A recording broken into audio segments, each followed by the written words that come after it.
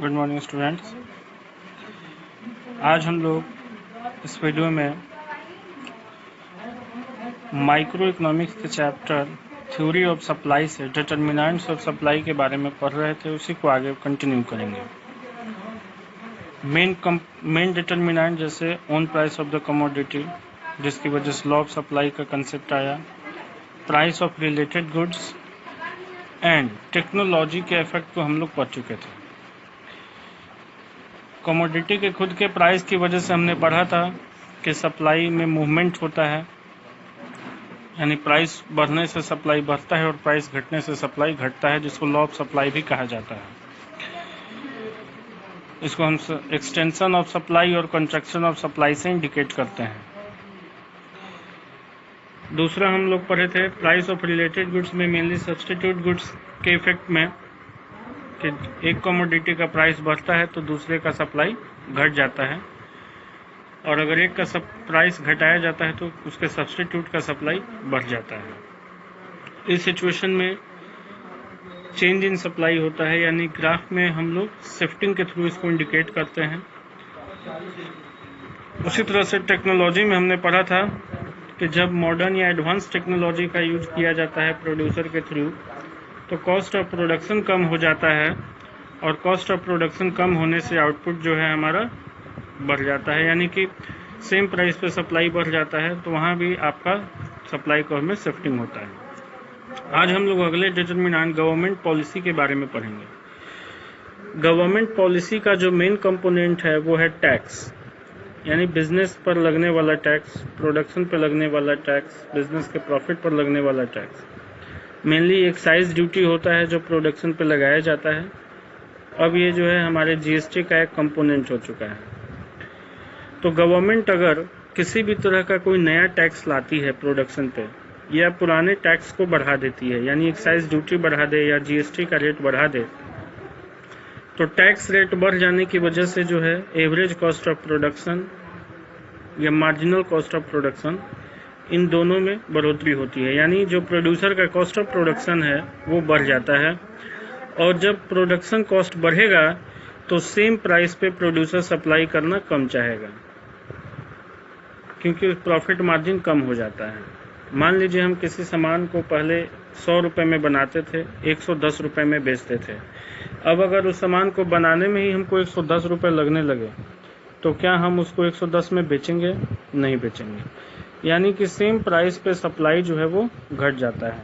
तो जब same price पे सप्लाई घटता है, उस सिचुएशन को हम लोग डिक्रीज इन सप्लाई बोलते हैं, और डिक्रीज इन सप्लाई को ग्राफिकली लेफ्टवर्ड शिफ्टिंग के थ्रू दिखाया जाता है। तो इस डायग्राम में हम देखते हैं कि इनिशियल जो हमारा सप्लाई कर्व है वो S1 है, पॉइंट K के थ्रू इसको इंडिकेट किया गया है, यानी when the price of commodity is OP, quantity supplied is OQ1। When the price of commodity is OP, quantity supplied and original quantity supplied is OQ1 as indicated by S1 supply curve at point K. When there is increase in existing tax rate or introduction of new taxes on production, production cost of producer increases, production cost increases, and the producer wishes to offer less of the commodity at its existing price. That's why supply decreases from OQ1 to OQ2, यानी tax rate बढ़ जाने की वजह से, cost of production बढ़ जाने की वजह से प्रोड्यूसर जो है वो OQ1 यूनिट जो पहले सेल कर रहा था वो अब सेम प्राइस पे OQ2 यूनिट सेल करेगा। यानी कि उसका सप्लाई जो है गुड्स का घट गया, OQ1 से OQ2 हो गया, और सप्लाई कर्व का पोजीशन पॉइंट K से शिफ्ट होके लेफ्टवर्ड डायरेक्शन में K1 हो गया, यानी new supply curve will be S2।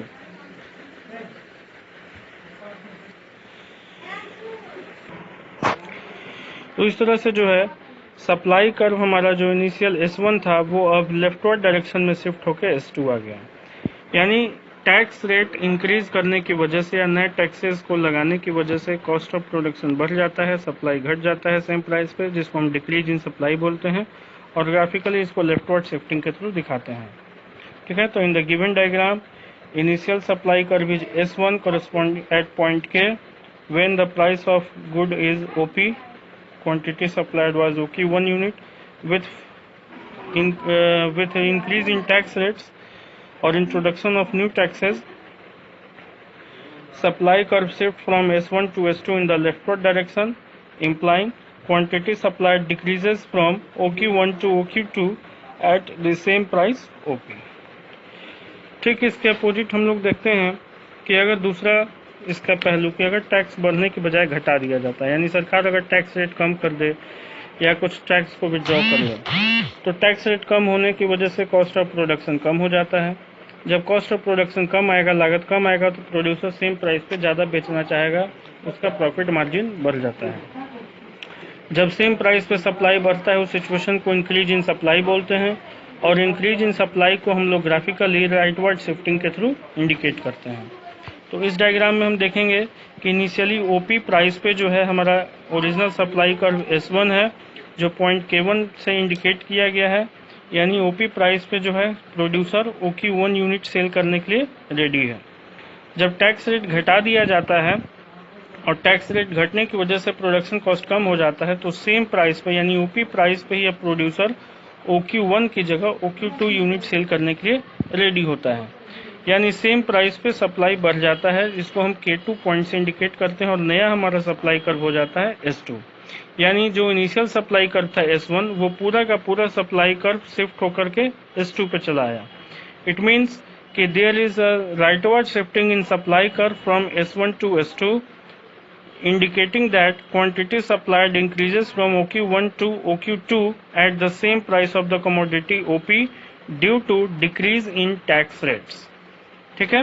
तो इस तरह से हम लोग गवर्नमेंट पॉलिसी यानी कि टैक्स के थ्रू हम पढ़े कि सप्लाई जो है किसी भी कमोडिटी के कैसे अफेक्टेड होता है। नेक्स्ट हम लोग देखते हैं goal of the firm.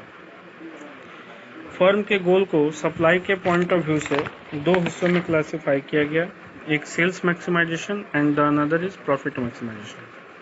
Sales maximisation यानी कि प्रोड्यूसर का जो मेन गोल है वो ज़्यादा से ज़्यादा सेल करना है, अपने टर्नओवर को बढ़ाना है, चाहे उसका प्रॉफिट का मार्जिन ज़्यादा हो या कम हो। लेकिन प्रॉफिट मैक्सिमाइजेशन गोल का मतलब हो गया कि मेरा टारगेट जो है वो ज़्यादा प्रॉफिट अर्निंग करना है, इस वजह से हम ज़्यादा से ज़्यादा सेल तभी करेंगे जब कमोडिटी का प्राइस ज़्यादा होगा।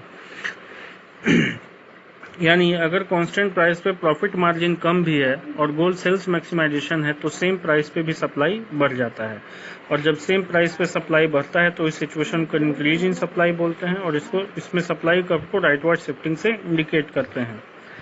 देखिए इनिशियली दिखाया गया है कि कमोडिटी का जो सप्लाई है वो OQ यूनिट है OP प्राइस पे, और जब सेल्स मैक्सिमाइजेशन गोल होता है तो प्रोड्यूसर सेम प्राइस पे OP प्राइस पे ही OQ1 यूनिट सेल करने के लिए रेडी हो जाता है। यानी सप्लाई कर्व जो इनिशियली S था वो राइटवर्ड शिफ्ट होकर के अब S1 हो जाता है due to sales maximisation, supply increases at same price. अगर प्रॉफिट मैक्सिमाइजेशन गोल है तो सप्लाई जो है सेम प्राइस पे कभी नहीं बढ़ेगा, वो तभी बढ़ेगा जब प्राइस कमोडिटी का ज़्यादा हो, यानी प्रोड्यूसर जो है कांस्टेंट प्राइस पे सेल करना कम चाहता है क्योंकि प्रॉफिट मार्जिन कम हो जाता है, और इस वजह से जो है जब सेम प्राइस पे कम यूनिट सेल करने के लिए सेलर रेडी होगा तो उस सिचुएशन को हम लोग डिक्रीज इन सप्लाई बोलते हैं, और डिक्रीज इन सप्लाई को ग्राफिकली लेफ्टवर्ड शिफ्टिंग से इंडिकेट किया जाता है। इस डायग्राम में देखिए, जब कमोडिटी का प्राइस OP है तो सेलर OQ यूनिट सेल करने के लिए रेडी था इनिशियली, जिसको S1 कर्व से इंडिकेट किया गया है। जब सब जो है गोल अगर प्रॉफिट मैक्सिमाइजेशन हो जाता है तो सेम प्राइस पे वो सेल करना कम चाहता है, और सप्लाई OQ से घट करके OQ1 हो जाता है, यानी पॉइंट A से पॉइंट B की तरफ सप्लाई शिफ्ट कर जाएगा। In leftward direction supply curve shift from S1 to S2। तो इस तरह से हम लोग गोल ऑफ द फर्म के बारे में पढ़े कि अगर सेल्स मैक्सिमाइजेशन का गोल होगा फर्म का तो सेम प्राइस पर सप्लाई बढ़ जाता है, तो सप्लाई का हमें राइटवर्ड शिफ्टिंग होगा, और यदि बिजनेस का गोल जो है प्रॉफिट मैक्सिमाइजेशन होगा तो सेम प्राइस पे सप्लाई नहीं बढ़ता है, जब सप्लाई तभी बढ़ेगा जब प्राइस ज़्यादा होगा, और ऐसे सिचुएशन में सप्लाई कर्व लेफ्टवर्ड शिफ्ट करता है। चलिए आगे हम लोग देखते हैं बिजनेस एक्सपेक्टेशन। जैसे कंज्यूमर फ्यूचर प्राइस को लेकर के एक्सपेक्ट करता था, उसी तरह से हम लोग यहाँ सप्लाई में देखेंगे कि बिजनेस फ्यूचर प्राइस को लेकर के बिजनेस का एक्सपेक्टेशन क्या होता है। यदि कोई सेलर या प्रोड्यूसर ये एक्सपेक्ट करता है कि नियर फ्यूचर में गुड्स का प्राइस बढ़ने वाला है, तो वो उस बढ़े हुए प्राइस पर बेचने की कोशिश करेगा ताकि उसका प्रॉफिट मार्जिन ज़्यादा हो, इसलिए वो प्रेजेंट में उस कांस्टेंट प्राइस पे यानी एग्जिस्टिंग प्राइस पे सप्लाई कम कर देता है। तो जब सेम प्राइस पे सप्लाई घट जाता है तो इसको हम डिक्रीज इन सप्लाई बोलते हैं और इसको ग्राफिकली लेफ्टवर्ड शिफ्टिंग से इंडिकेट किया जाएगा, जैसा कि हम बाकी सारे डिटर्मिनेंट्स में देखते हैं। ठीक इसके विपरीत यदि सेलर ये एक्सपेक्ट करता है कि नियर फ्यूचर में गुड्स का प्राइस घटने वाला है, यानी नियर फ्यूचर में उसका प्रॉफिट कम हो जाएगा, तो इसलिए वो अभी एग्जिस्टिंग प्राइस पे ज़्यादा से ज़्यादा बेचना चाहेगा, यानी प्रेजेंट सप्लाई जो है सेम प्राइस पे बढ़ जाता है। और सेम प्राइस पे जब सप्लाई बढ़ता है उसको इंक्रीज इन सप्लाई बोलते हैं और ग्राफिकली इसको हम लोग राइटवर्ड शिफ्टिंग से इंडिकेट करते हैं। यानी ओपी प्राइस पे कमोडिटी का सप्लाई पहले पॉइंट ए से इंडिकेट किया गया, फिर सेम प्राइस पे सप्लाई बढ़ के पॉइंट बी की तरफ आ गया, यानी supply curve S two S1 rightward shift कर गया। When the seller expect that the price of the commodity will decrease in near future. तो इसको हम इस तरह से लिख सकते हैं कि when seller expect that the price of the commodity will increase in near future, present supply may decrease at constant price, causing leftward shifting in supply curve. And when a seller expects that the price of commodity may reduce in near future, present supply decreases at constant price. Present supply increases at constant price, causing rightward shifting in supply curve. उसी तरह हम आगे देखते हैं number of firms के बारे में। यदि नंबर ऑफ फर्म्स यानी नंबर ऑफ सेलर्स बढ़ जाते हैं तो नंबर ऑफ सेलर्स बढ़ने की वजह से क्वांटिटी सप्लाई जो है सेम प्राइस पे बढ़ जाता है, और सेम प्राइस पे जब सप्लाई बढ़ता है इसको हम लोग ग्राफिकली राइटवर्ड शिफ्टिंग से इंडिकेट करेंगे, जैसा कि सब जगह हम करते आए हैं। और वैसे ही अगर नंबर ऑफ फर्म्स घट जाता है यानी नंबर ऑफ सेलर्स कम हो जाते हैं तो सेम प्राइस पे सप्लाई घट जाता है, और सप्लाई घटने की वजह से ग्राफिकली इसको हम लोग लेफ्टवर्ड शिफ्टिंग से इंडिकेट करते हैं, जैसा कि हम पहले भी देखते हैं। तो इस तरह से हम लोगों ने सभी मेन डिटर्मिनेंट्स के बारे में स्टडी कर लिया जिनकी वजह से सप्लाई बढ़ता और घटता है।